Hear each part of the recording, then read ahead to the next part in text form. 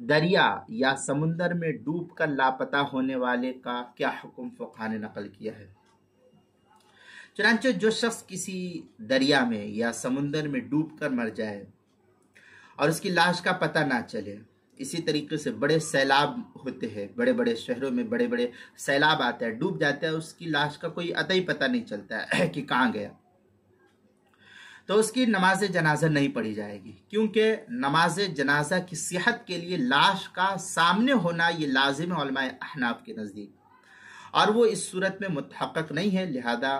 سمندر پر یا دریا میں یا سیلاب کی صورت میں اس پر نماز جنازہ نہیں پڑھی جائے گی۔ فتاوی شام میں ہے بخلاف ما لو غرق فی بحر لعدم تحقق وجودہ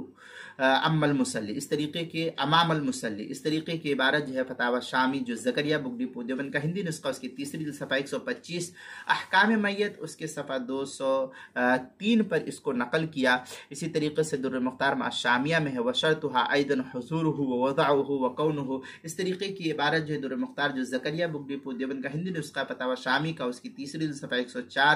فتاوی ہندیہ اس کی پہلی جلد صفحہ 164، کتاب المسائل اس کی دوسری جلد صفحہ 67 اور صفحہ 68 پر نقل کیا گیا ہے۔